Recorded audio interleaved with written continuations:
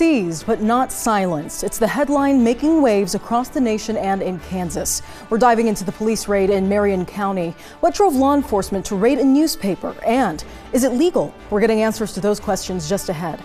Plus, 2 hearings are in the spotlight. Kansas judges are ruling on whether people should be allowed to change their sex listings on driver's licenses and whether doctors should tell patients that a medication abortion should be reversed. We'll have those stories and more coming up.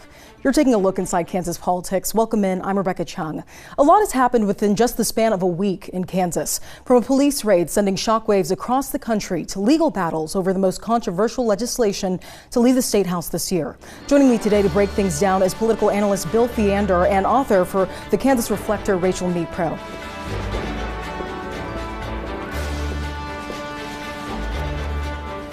Bill, Rachel, let's get into it. We're starting with the raid of the Marion County Record, a local newspaper that was raided by law enforcement just this past week. Now, the Marion Police Department took computers and cell phones from the newspaper's office on August 11th. They also entered the home of publisher and editor Eric Meyer. As for what led to this, police said they had probable cause to believe that there were violations of Kansas law, including one pertaining to identity theft involving a woman named Carrie Newell. Newell said she believed the newspaper, acting on a tip, violated the law to get her personal information to check the status of her driver's license after a 2008 conviction for drunk driving. Meyer said the newspaper decided not to write about it, but when Newell revealed at the following city council meeting that she had driven while her license was suspended, that was reported. Meyer believes the newspaper's aggressive coverage of local issues may have also led to the raid. Now, Rachel, let's start with you. Essentially, police believe the employee of the newspaper committed a computer-based crime. But this situation gets a little murky when you start getting into it, even as far as the background of some of the people involved. So in the end, the Marion County attorney even said that there was insufficient evidence for officials to raid the newspaper's office in the first place and that the items should be returned.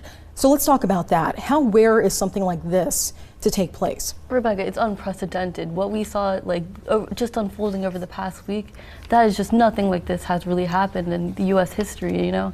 And I think all of us in the news business and just all of us on a local level and all of us on a national level, everyone was shocked by this, you know? It's egregious. Bill, how rare do you think it is for something like this to take place? Would you say? Rebecca, extremely rare. That's why it made national news, thanks to Rachel and her cohorts breaking it. You know, you don't hear national news of a county of 11,000 people go wildfire like that if something didn't happen. But it really becomes a testament to what I would call more of a stress test of our system of government, of how it eventually turned out.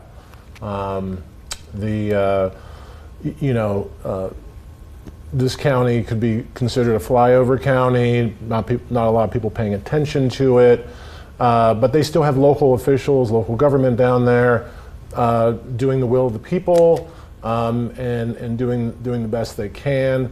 But when there's some unrestrained maybe power grab, even at the local level, there should be a system of checks and balances that checks that, and let alone journalism that brings it to light.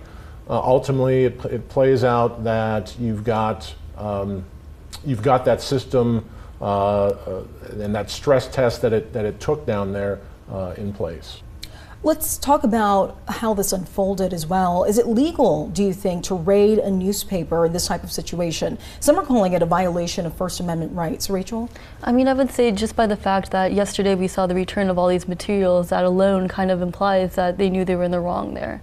I think we can safely say, I would like to see the evidence that supported this raid in the first place. You know, we've not really got any good evidence for why they needed to do this raid. So I would want to see that evidence, you know, and the fact that we haven't had any yet, despite all this backlash, I think that's pretty significant in of itself. Bill, and what say you about First Amendment rights? Is it legal to do something like this in this sort of situation? Everything's legal until it's checked, much as we'll find out in some of our other issues. A law can be passed. It may or may not be constitutional. So in this case, I will leave that up to the courts, up to the legal system to decide those things. But I would say, you know, nobody comes away with this in a good light. And that's we're here to talk about Kansas politics, and it's a national news. It's not a good news piece for Kansas. And so in that sense, that does not play well for us. We just kind of jumped out of that box we were painted in last August when we did our constitutional abortion amendment. And nationally, we were looked at very different. And so now we have this in the news, and that's something that we can be painted back into. All right, thank you both. Coming up, what does this mean for journalists? Freedom of the press? Plus, is there a light at the end of the tunnel? How national attention is impacting the small town newspaper? We'll be right back. You're watching Inside Kansas Politics.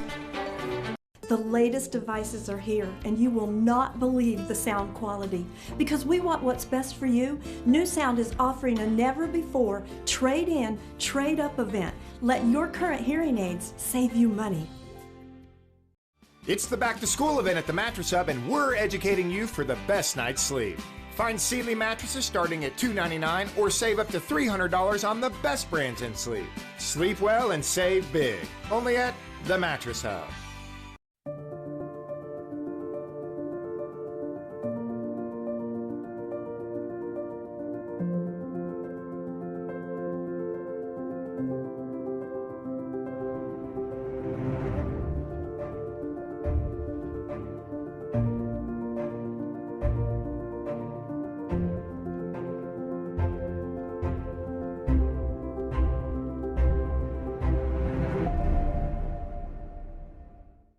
Find great authentic Mexican food at the Mexican Taco Shop. Our locations at 1901 Southwest 10th in Topeka and 419 West 6th in Junction City are always open. Dine in, drive through, or carry out. Or visit our 37th and Burlingame location. Open 8 a.m. to 11 p.m. Quick lunches between 1 and 1:30 plus free coffee. 3 convenient locations, 2 in Topeka and 1 in Junction City. Take a short trip to Mexico at the Mexican Taco Shop. What are you doing out there? Taking the scenic route. I know this looks like a summer blockbuster, but this is a Nissan sales event tag. With 5 drive modes, this Nissan Rogue gives the performance of a lifetime. Now comes the real star of the show. Now get 0% APR financing for 36 months on select trims, or get a low $419 per month lease on Rogue. Better hurry. These offers won't get a sequel. Welcome back to Inside Kansas Politics. I'm Rebecca Chung, and we're continuing our conversation on the Marion County raid with Bill Fyender and Rachel Mipro. Bill, Rachel, with this incident happening in Marion County, there were some that supported the actions police took regarding this raid. Let's talk about that and what impact could this have on journalism? How does this speak to the rights the press may have in a situation like this? Rachel, can you start us off? Yeah, let's talk about immediately after the raid. So pretty much the next day, it was really sad. The co-owner of the newspaper, she was 98 years old. She passed away partially due to the stress of that situation. So after that, we get this press release from the KBI, the director of the KBI, saying while he supports all of the First Amendment rights, like freedom of the press and all that, he also believes that no one is above the law, quote, not even media is above the law. So it does appear like he was it's hard to say exactly, but just from the wording of that, it seemed like he was appearing to support the raid initially.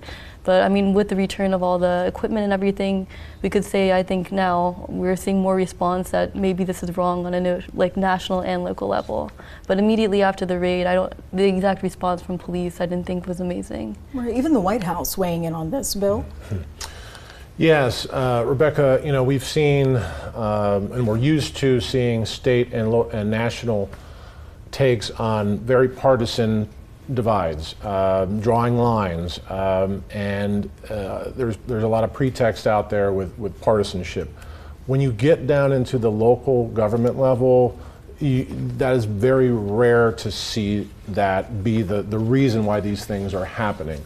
As a local government career employee of 32 years, I can tell you it's decidedly nonpartisan at that level and much more about personal issues, personal relationships. In a small town, small county like that, everybody knows everybody, and I think that has a lot more to do. If you've heard Representative Letourneau's comments today. You've heard, or you saw the workers at the newspaper wearing Trump T-shirts. This is not a partisan issue like we have been trained to think it might be. And then going back to First Amendment rights, because I think that's a question that weighs on everyone's mind. Is this something that is legal? Is this something that law enforcement can do? Do they have, and now we're hearing, they don't have, they have insufficient evidence to even move forward with this raid. So what does this speak to when it comes to First Amendment rights? And I know the legal process may filter through it. However, what sort of arguments could we see come up?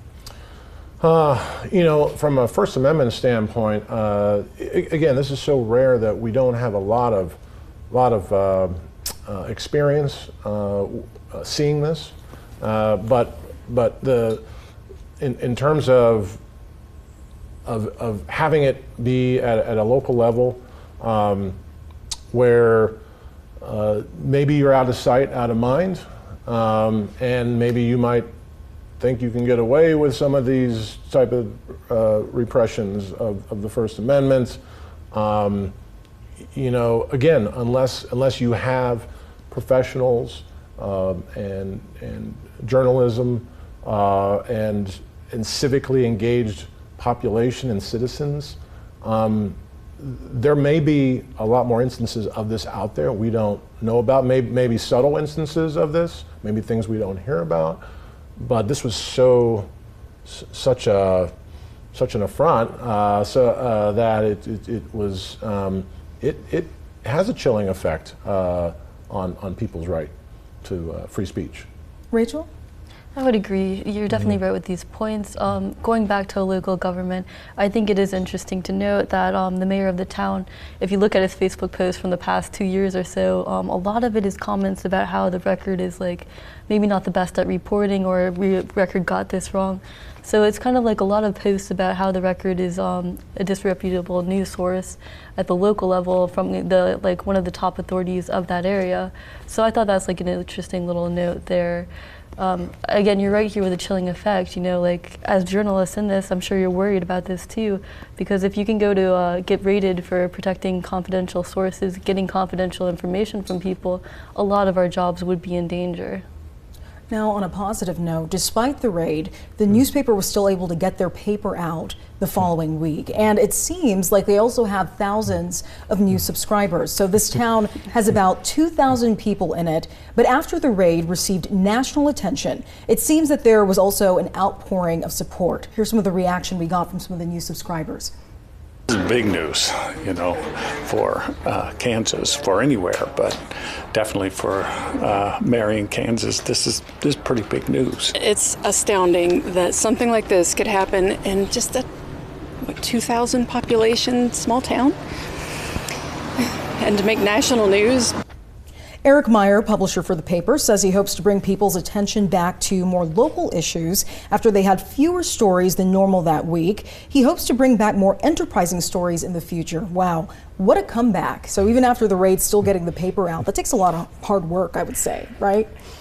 That was great to see. Yeah, our newspaper as well wrote a story about it, and basically, I remember Meyer, the publisher, he was saying that even if he had to write it all out on Post-it notes and stick it to people's doors, he would be getting that news out, So I think he and the staff, I'm pretty sure they worked through the night on that. They got a lot of support, and you're right, that is really heartening to see, Well, I have nothing but kudos for that group. I mean, it's amazing. All right, and after the break, two big issues are also making headlines in Kansas. A legal battle over gender markers in the state is escalating, and a court fight over a law requiring doctors to tell patients that a medication abortion can be reversed is also underway. We'll be right back. You're watching Inside Kansas Politics. You think knowledge is a powerful weapon? Here, you'll have plenty of ammo. We turn intelligence into tactical success. Explore more than 200 careers at GoArmy.com. I would refer anyone that has been in an injury accident to call Devon James. They care about you, they get to know you, they're authentic. Their sense of integrity and trustworthiness is outstanding. They constantly were looking out for my best interest, and they really helped me to get what was fair from the insurance company. They did everything that they promised me, and it was a great experience. This was it? We shouldn't have ignored that musty smell and been breathing this for so long. I understand. Lots of people don't realize that mold feeds off moisture in their crawl space. Well, let's cut off the cause of this mold. A musty smell is just one sign your crawl space is compromised, but you can. Put water back in its place with a free inspection from Foundation Recovery Systems. And now receive no interest for 1 year on any repairs if paid in full within 12 months. Call or go online today. The story of Grace Med has always been told through its people, both those who serve and those who it is our honor to serve. We meet at the intersection of compassion and vulnerability, bringing health where there was illness and hope where there was despair. Our patients come to us bearing the weight of living in the margins, and we share the love of Jesus Christ with them by providing compassionate quality health care for all their physical, emotional, and spiritual needs. Because health restored is always hope renewed. Find hope today by scheduling an appointment with Grace Med.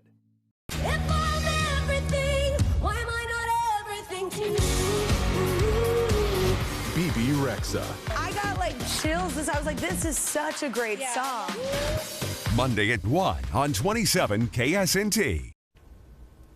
Welcome back to Inside Kansas Politics. I'm Rebecca Chung. We're shifting now to two legal battles that are in the spotlight. One is dealing with sex listings on driver's licenses. This stems from a new law, SB 180, which defines biological sex. The other legal battle is over a law requiring doctors to tell patients that a medication abortion can be reversed. We're starting off with the fight over sex listings. Now, Bill, this lawsuit is between the State Department of Motor Vehicles and Attorney General Chris Kobach. State agencies are refusing to follow his legal opinion regarding SB 180, which would require them to stop changing gender markers on licenses. The ACLU filed to intervene in this lawsuit, raising questions of the constitutionality of that move. This may come up at a later point as well, but right now the question is, does this law raise issues with the Constitution? Yeah, interesting, Rebecca. It feels like 2018 again, Kelly versus Kobach, only this time it's one part of the executive branch versus the other executive part of the branch. It's very unusual. Constitutionally speaking, this absolutely could make its way up to our highest court. Particularly, you have an argument over the interpretation of what this law means and how it would be implemented. And the Kelly administration is saying, on one hand, it's vague. It's not specific to changing actual driver's license gender markers. And not only that, but there is some, at the U.S. Supreme Court level, a very good precedent a few years back in 2018, finding for the rights of LGBTQ population, and that this could certainly be a pillar of. So there's good federal protections in place that they probably think could be extended to protect equally the rights of trans population. But the whole dust up here is deciding who gets to determine if this is legal within our state constitution, and that is something that's going to work its way through the lower courts and into our highest court. And I think we will. I don't think either one will be giving an inch on this, so I wouldn't expect it to prolong itself. Rachel, what's your take on this? Some believe, like Bill was mentioning, this may go to the Supreme Court. What should people keep in mind, do you think, about this case? Oh, that is a great question. I mean, first and foremost, like Bill said, this is a classic power struggle. But if you go back to the beginnings of this lawsuit, this all happened because the Senate Bill 180 was set to be implemented July 1st, right? So Chris Kobach, our AG, he held a press conference saying this is what the law is going to do. He said it's going to reverse any gender markers already assigned And then it will also, like, going in the future, put a freeze on anyone wanting to change those markers, right? So he had this press conference, and I believe, like, 2 days later, maybe even just a day later, Governor Kelly put out a statement saying this will change nothing, we will go by the federal laws. So then after that, he did the lawsuit. So what we're seeing is back and forth, she said, he said sort of thing. And it's just really taken up so much ground. I mean, I have to say, like, every day it seems like there's a new twist to that. Right. And it does, like we were mentioning, raise questions about constitutionality. Do you think that this law is constitutional? It's so hard to tell with that. It is interesting, though, because, again, we have the state law conflicting with a bunch of federal protections, you know. And as we saw on the Wednesday hearing, 5 transgender Kansans are arguing that their constitutional protections outweigh the state law. So whether or not that will happen, we'll see in the future. But I mean, it is worth noting that for our transgender Kansans, it is definitely a scary time ahead. All right, we'll be right back. You're watching Inside Kansas Politics. K-State, KU, all sports. Join us every Sunday night right after 27 News at 10. As we bring you another exciting week of K-Nation. Sponsored by 988 Suicide and Crisis Lifeline. It's our biggest sale of the year at the Floor Project. It's so big, we can't fit all the deals into this commercial. Just scan this code to see this week's biggest deals on real wood floors, our best-selling waterproof floors, carpet, and more. Scan and save! For incredible financing, our best yet. Plus, installations half price on our most popular waterproof floors. Get into the Floor Project for our biggest sale of the year. We have all been touched by the support of a caring nurse, a professional who is there to help in trying times. 27 KSNT and Baker University are passionate about the services nurses provide. We want to recognize the heroic work that they do every day for their patients and their families. And we need your help. Visit KSNT.com to nominate a deserving Kansas nurse. Each month, a winner will be highlighted on TV and online. Nominate that special nurse who has made a difference in your life. Sponsored by Baker University. What makes Washburn different? Opportunity. The opportunity of a true community. Because every moment, every connection makes a difference. As part of the Ichabod family, you'll gain new skills, make lifelong friends, expand your horizons, and build your future. You might even collect a few memories along the way. I belong. We belong. You belong at Washburn. Join our conversation on Facebook. Welcome back. You're watching Inside Kansas Politics. Bill, Rachel, another court battle underway is taking place in Johnson County. It's about the new law requiring physicians to tell patients that a medication abortion can be reversed. Rachel, you and I were there to listen to the back and forth as a judge questioned the legal counsel for the state and abortion providers. What stood out to you, and is there any indication, do you think, from the line of questioning where the judge may side in the end? Right, so we first need to look at the background of this to really get it out there. There's been 2 really interesting changes to Kansas's abortion landscape in the past 2 years or so. One is that, of course, federal protections for abortion were overturned. And of course, Kansas also, as we all know, with the abortion amendment and then also the Supreme Court decision, we've repeatedly protected our abortion rights. So what we've seen in the past year or so are way more out-of-state people seeking abortions. So our numbers are both up, and then also we've seen some new bills from the legislature, such as the Born Alive bill and most importantly the abortion reversal law, that both of those things combined kind of tipped Planned Parenthood into sort of putting forward this lawsuit. At least those are the reasons they gave to us for that lawsuit. And then in the line of reasoning, the judge was repeatedly questioning some of the aspects of this abortion reversal thing. And I'm making quotations there because this science is based off of a very short study. It's not really backed by a lot of scientific research. I think the original thing was based on 7 women or so, less than 10 women, and then I don't think it was ever finished because there's a big risk of the women bleeding out. So the science we're seeing this abortion reversal law based on is maybe not the best science that we, I think people in general would want more studies on that.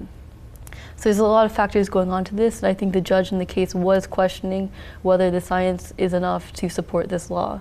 And we're going to see that decision in a few days. From what I saw and from his line of questioning, I would say he's not convinced by their logic that the abortion reversal is, again, based in science. Bill, what are your thoughts on this? As Rachel hit upon it, we had a pretty popular decision made last August about what the statewide voters think about abortion rights.